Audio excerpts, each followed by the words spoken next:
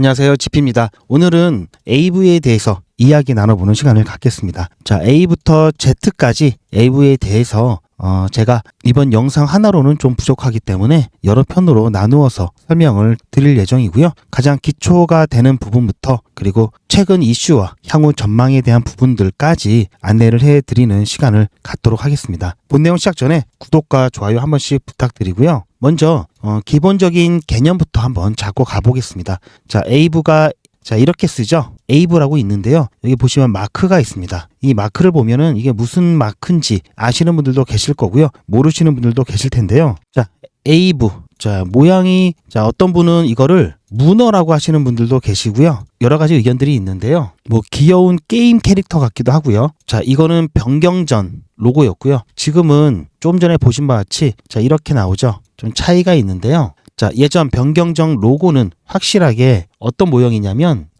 유령 모양의 아이콘이었습니다. 이 AV라는 이름 자체가 핀란드어로 유령을 뜻하기도 하고요. 자, 이런 로고를 쓰고 이런 이름을 붙인 이유는 중개자 없이 투명하게 움직이는 이 디파이 플랫폼을 상징하기 때문에 이렇게 이름과 아이콘을 로고로 쓰고 있었습니다. 자, 그게 이제 최근에 바뀐 거고요. 자, 이름에서부터 아시겠지만 2008년 금융위기가 비트코인의 탄생을 이끌었죠. 마찬가지로 2017년에 핀란드의 개발자 한 사람의 비전으로 AV가 시작이 되었습니다. 스테니 쿨레차프라는 한 개발자가 이더랜드라는 이름으로 프로젝트를 시작했는데요. 당시에 암호화폐 시장에서는 담보대출이 매우 제한적이었습니다. 절차도 복잡하고 진입장벽이 높았기 때문에 이런 것들을 이더리움 블록체인 이외에서 P2P 방식으로 대출을 가능하게 하자 이렇게 만들었는데요. 하지만 초기 모델 자체는 많은 한계가 있었습니다. 자, 대출을 하기 위해서는 대출자가 있어야 되고요. 그리고 차입자가 있어야 되죠. 자, 돈을 빌려주는 사람, 돈을 빌리는 사람. 자, 이렇게 1대1로 매칭을 해야 되는데 이 매칭하는데 굉장히 시간이 오래 걸렸습니다. 자, 그러면서 2020년도에 이더랜드 이거 이름에서 지금의 AV로 재탄생을 하게 되었습니다. 자, 최근에 AV의 움직임을 보면은 지금 가상화폐 전반적으로 2월 내내 좀 안 좋은 모습을 보였죠. 그러다가 이렇게 급락한 이후에 얼마 전 트럼프의 이 말 한마디로 이렇게 펌핑이 나왔었죠. 펌핑이 나왔었는데 AV 같은 경우는 이 펌핑에 올라가는 이 상승폭이 적었습니다. 자, 그런데 하락폭은 더 컸죠. 자, 그리고 나서 다른 코인들 같은 경우는 대표적으로 알트코인 리플 같은 경우 이만큼 올라갔다가 이만큼 내려갔다가 회복은 아직 지난번 상승의 절반도 못했는데요. 자, AV 같은 경우 보시면은 거의 지난번 상승분 거의 다 따라잡고 있습니다. 자, 이렇게 된 이유가 있는데요. 아마 아시는 분들은 아실 겁니다. 얼마 전에 초과 수익에 대한 분배 계획을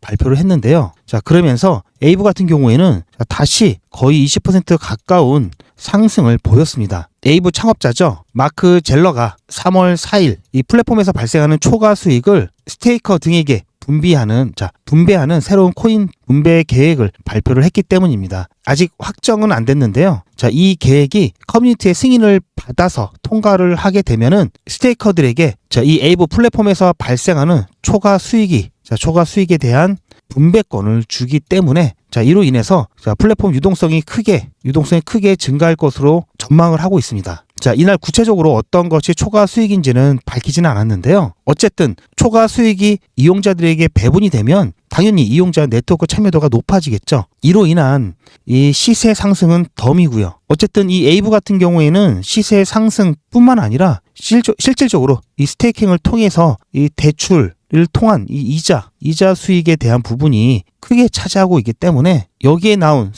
초과 수익을 더 분배를 해준다고 하면은 확실히 이 스테이킹에 대한 메리트가 있게 되는데요.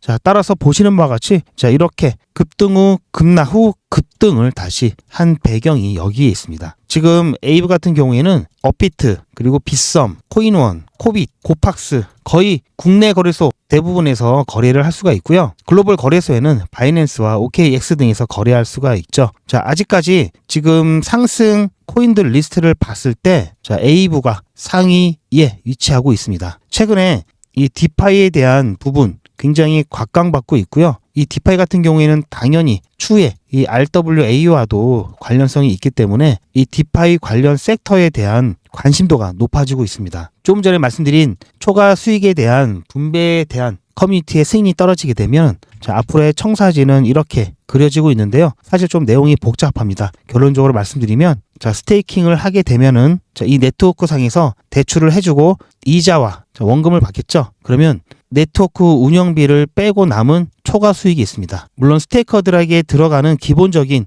이자 수익 분배는 별도로 하는 거고요.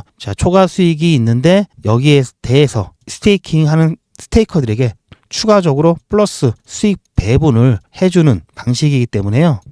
아무래도 여러 가지 대출 관련된 그런 네트워크가 있는데 이렇게 되면 에이브 쪽으로 많이 몰리겠죠. 대출을 하기 위한 스테이커들이 첫 번째 스테이커들이 몰린다, 증가한다. 그러면은 대출을 해줄 수 있는 대출 자금이 늘어나겠죠. 그렇게 되면은 대출을 희망하는 사람들이 돈이 많은 곳으로 오기 때문에 또 늘어나죠. 그러면 다시 한번 대출 수익이라든지 그런 것들이 발생이 더 많이 되겠죠. 그러면 또 초과 수익이 발생되겠죠. 이 초과 수익도 스테이커들에게 배분하죠. 그럼 이걸 보고 또 스테이커들이 또 늘어나죠. 계속 자금이 늘어나고 대출이 늘어나고 이런 선순환 관계가 계속 이어지면서 이 에이브 네트워크가 엄청 이렇게 활성화가 된다는 얘기고요. 활성화가 된다면 당연히 점점 파이는 커지겠죠. 이것 때문에 지금 에이브가 굉장히 주목을 받고 있습니다. 보시면 아시겠지만 최근까지 에이브 많이 안 좋았죠. 지금 대부분 코인 시장에 있는 이 가상자산들이 비슷한 모습을 띄워왔는데요. 그래도 에이브는 디파이 관련돼서 2024년 작년 하반기부터는 점차적으로 디파이 관련되는 관심도가 높아지면서 이렇게 올랐습니다. 그러다가 11월이 지나서 이렇게 크게 펌핑이 나오고 나서 최근에 여러 번의 그 등락을 거친 과정에서 다시 한번 2월달, 1월달, 2월달 크게 조정을 받고 현재 위치에 와 있습니다. 사실상 작년 같은 경우에 이 구간에서 원래는 쌍바닥을 형성하면서 좀 가격이 쭉 유지되면서 시장 분위기가 조금 더 좋아졌다면 다시 상승할 수 있는 그런 충분한 여지는 있었는데요. 그렇지 못하고 시장 전반적으로 계속해서 분위기가 다운되는 바람에 같이 다운이 됐습니다. 지금 에이브 같은 경우는 어쨌든 금융을 변화시키는 주역의 하나로 손꼽고 있고요. 지금 코인 마켓캡에서 시총 순위를 확인해 보면은 여기 32위에 마킹되어 있습니다. 지금 31위 별 차이 안 나죠? 여기서 까딱하면 31위 또 까딱하면은 니어 프로토콜 30인데 별 차이 안 납니다. 순위가 여기서는 확 바뀔 수가 있습니다. 30위권 안에 들어가서는 조금씩 차이가 있는데요. 그 전에는 충분히 30위권에 대한 자리를 꿰찰 수가 있다라는 점. 30위권 안에 들어있다라는 것은 그나마 알트코인 중에서는 덩치가 좀 크다라고 할 수 있고요. 이 에이브의 가장 큰 혁신은 뭐니 해도 유동성 풀 모델이라는 데 있습니다. 아까 말씀드렸듯이 이번에 초과 수익에 대한 배분을 통해서 선순환하면서 유동성이 굉장히 증가할 거라고 말씀을 드렸죠. 따라서 유동성이 크면 클수록 이 파이는 더 커지고 영향력은 더 커질 수 있는 모델이기 때문에 이번에 대한 투표 굉장히 관심이 크고요. 이게 승인만 되면은 확실하게 한 단계 더 점프할 수 있는 그런 충분한 펀더멘털을 제공해 준다고 할 수 있습니다. 에이브 같은 경우에는 멀티체인 전략을 통해서 이 디파이 간의 이 호환이 안 되는 이 확장성 문제도 해결을 하고 있는데요. 이더리움의 높은 가스비 문제를 해결하기 위해 폴리곤 그리고 아발란체, 옵티미즘, 아비트럼 등 다양한 레이어 2 솔루션과 이 사이드 체인으로 확장을 했습니다. 따라서 사용자들은 본인에 맞는 이 다양한 네트워크가 있기 때문에 본인에 맞는 네트워크를 선택을 할 수가 있기 때문에 보다 더 접근이 더 용이하다라고 볼 수 있고요. 또 기관 투자자들을 위해서 에이브 프로라고 출시를 했습니다. 이 에이브 프로는 전통 금융과 이 브릿지 역할을 하기 위해서 출시를 했고요. KYC 그리고 AML 이 규정을 준수하면서도 이 디파이의 장점을 살린 서비스라고 볼 수 있습니다. 그래서 전통 금융과 디파이의 융합이라는 새로운 가능성을 제시를 하고 있기 때문에 아무래도 본인들의 자리를 위협하는 이런 새로운 이 금융 시스템들에 대한 기존의 금융 세력들이 반감이 크겠죠. 그런데 기존의 전통 금융 시스템과 이 조화를 이룬다고 한다면 어떻습니까? 자, 이런 것과 손을 더 잡으려고 하겠죠. 자, 따라서 에이브 같은 경우에는 이 펀더멘탈 자체가 굉장히 좋고요. 여러 가지 섹터들이 있죠.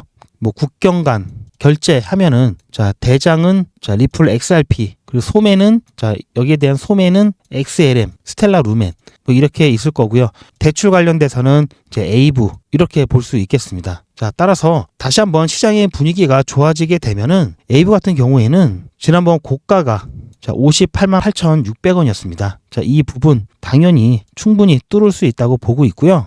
단가 자체가 좀 높기 때문에 여러분들 같은 경우에는 자, 에이브는 조금 더 장기로 끌고 갈 수 있는 그런 코인입니다. 그렇기 때문에 정수로 모아가는 것을 좀 추천을 드리고요. 뭐 1개 내지 뭐 2개, 뭐 5개, 뭐 10개 이런 식으로 정수로 모아 가시는 것을 추천을 드립니다. 일단 현재 가격 위치에서 최소한 100% 최소로 수익 이번 단기간으로 좀 볼 수 있을 것 같고요. 2021년도 불장 때 이때 보시면 고가가 88만 원이었죠. 이번 불장 2021년도와 굉장히 비슷한 양상을 띠고 있습니다. 그렇기 때문에 자, 이번 불장에서는 자, 이 가격까지 노려볼 만하다. 자, 250% 정도 수익 가능한 범위에 있다라고 말씀을 드리고 싶습니다. 지금 가상화폐 시장은 두 가지 큰 이벤트를 앞두고 있죠. 첫 번째 SEC 관련된 이제 법적 이제 분쟁에 대한 조기 종결에 관한 이슈가 있고요. 두 번째 백악관 첫 이 가상화폐 서밋이 있죠. 자, 따라서 자, 이 두 개의 빅 이벤트를 앞두고 있기 때문에 자, SEC 같은 경우에는 7일, 우리나라 날짜로 7일이고요. 미국은 6일이 되겠죠. 그리고 이 서밋 같은 경우에는 미국은 7일, 우리나라는 8일 이렇게 연이어 있기 때문에 여기서 좋은 굿 뉴스들이 연달아 터진다면은 아마 가상화폐 시장에 대한 분위기가 확 바뀔 수 있고요. 이때 이렇게 펌핑이 트럼프 말 한마디로 펌핑이 나왔던 것처럼 이번에는 직접 트럼프가 육성으로 발표를 할 예정이기 때문에 자, 이런 펌핑 나올 수 있는 가능성이 있기 때문에 여러분들 그 전에 이번 주 중에 지금 며칠 안 남았죠? 오늘이 5일이니까 자, 2일 남았습니다. 아무래도 변동성이 좀 크게 나올 수 있는 구간이 다가오고 있기 때문에 지금 좀 이렇게 조금 조정을 받았을 때 일부라도 매수를 좀 해서 갑작스럽게 나올 수 있는 이 펌핑에 대한 대비를 하시길 추천을 드립니다. 오늘 영상은 여기까지고요. 다음 영상에서 조금 더 깊은 이야기를 나눠보도록 하겠습니다. 시청해주셔서 감사합니다.